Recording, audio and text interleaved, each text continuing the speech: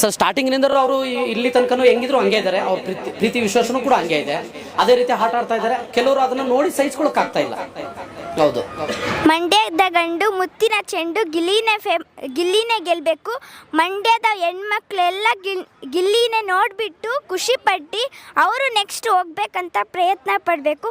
ಅದಕ್ಕೆ ಗಿಲ್ಲಿ ನಮಗೆ ತುಂಬ ಇಷ್ಟ. ಅದಕ್ಕೆ ಗಿಲ್ಲಿನೇ ಗೆಲ್ಲಬೇಕು. ನಮಸ್ತೆ. ನಮಸ್ತೆ ಸರ್. ಹೌದು, ನೋಡ್ತಾ ಇದ್ದೀನಿ.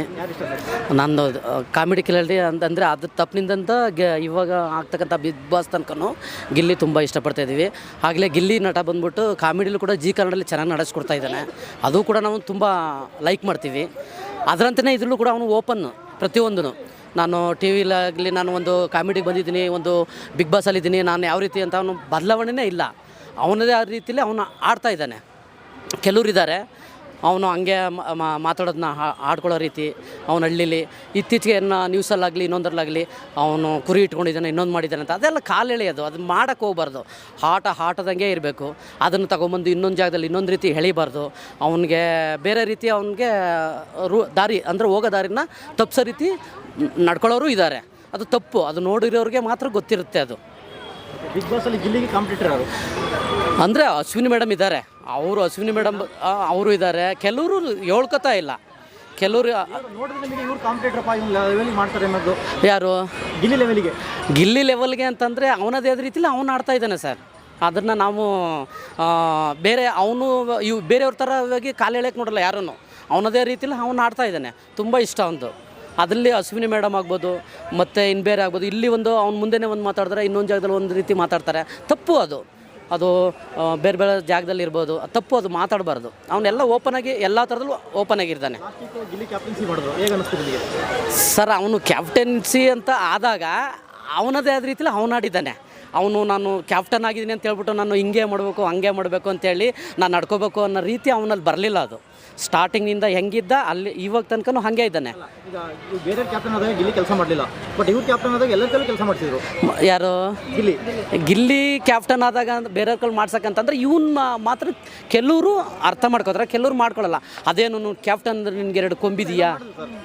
ಗಿಲ್ಲಿ ಅಶ್ವಿನಿಗೆ ಜಗಳ ಮಾಡಿದ ತಕ್ಷಣ ಇಡೀ ವಾರ ಪೂರ್ತಿ ಎಲ್ಲರೂ ಅವ್ರ ಕೆಲಸ ಮಾಡ್ಕೊಂಡು ಹೋದ್ರು. ಬಟ್ ಗಿಲ್ಲಿ ಬೇರೆ ಕ್ಯಾಪ್ಟನ್ ಕೆಲಸ ಮಾಡಲ್ಲ. ಅವನು ಬೇರೆಯವ್ರ ಕೈಲಿ ಮಾಡಲ್ಲ ಅಂತಂದ್ರೆ ಅವ್ನು ಮಾಡಿಸ್ಕೊತಾ ಇದ್ದಾನೆ. ಅವನು ಟೆಕ್ನಿಕ್, ಒಂದು ಐಡಿಯಾ. ನಾನು ಅವ್ರ ಹತ್ರ ಹೆಂಗೆ ನಡ್ಕೋಬೇಕು, ಅವರಿಂದ ನಾವು ಯಾವ ರೀತಿ ಕೆಲಸ ತಗೋಬೇಕು, ಅವ್ರ ರೀತಿ ನಾವು ಯಾವ ರೀತಿ ಪ್ರೀತಿಯಾಗಿ ನಡ್ಕೋಬೇಕು ಅನ್ನೋದು ಅವನಲ್ಲಿ ಅಳವಡಿಸ್ಕೊಂಡಿದ್ದಾನೆ.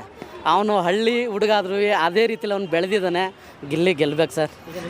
ಕ್ವಶನ್ ಕೇಳಿದ್ರು, ಪ್ರೀವಿಯಸ್ ಬಿಗ್ ಬಾಸ್ ನೋಡ್ಕೊ ಬಂದಿರಾ ಅಂತ ಹೇಳಿದ್ಕೆ ಒಂದು ಡ್ರೋನ್ ಪ್ರತಾಪ್ ಶೋ ಮತ್ತೆ ಹನುಮಂತ ಶೋ ನೋಡ್ಕೊ ಬಂದಿನಿ ಅಂತ ಅವರು ಫಾಲೋ ಮಾಡ್ತಾರೆ ಅನಿಸುತ್ತೆ ನಿಮಗೆ?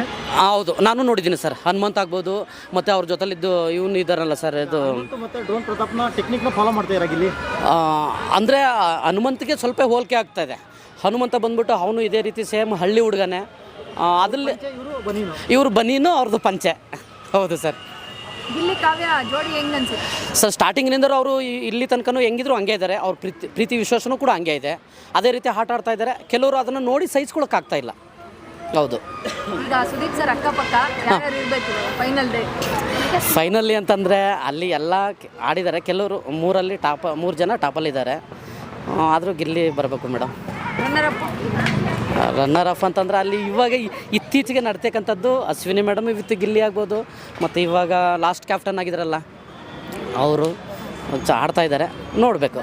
ಹೌದು, ಧನುಷ್ ನೋಡಬೇಕು. ಪ್ರೀವಿಯಸ್ ಶೋಗಳೆಲ್ಲ ಬಿಗ್ ಬಾಸ್ ಶೋಗಳಲ್ಲಿ ಲೇಡೀಸ್ ಗೆದ್ದಿದ್ದು ಯಾರೂ ಇಲ್ಲ. ಒಂದು ಶೋ ಸುದಿ ಗೆದ್ದು ಬಿಟ್ಟರೆ ಬೇರೆ ಯಾರು ಗೆದ್ದಿಲ್ಲ. ಹೌದು. ಲೇಡೀಸ್ ಗೆಲ್ಲೋದಾರೆ ಯಾರು ಗೆಲ್ಬೋದು? ಲೇಡೀಸ್ ಗೆಲ್ಲೋದು ಸರಿ ಹೇಳೋಕ್ಕಾಗಲ್ಲ. ಅದರಲ್ಲಿ ಅಶ್ವಿನಿ ಮೇಡಮ್ದು ಈ ನಡುವೆ ಫೈಟ್ ಇದೆ. ನೋಡೋಣ. ಗಿಲ್ಲಿಗೂ ಅಶ್ವಿನಿ ಮೇಡಮ್ಗೂ ಜಿದ್ದಿ ಇದೆ. ನೋಡೋಣ.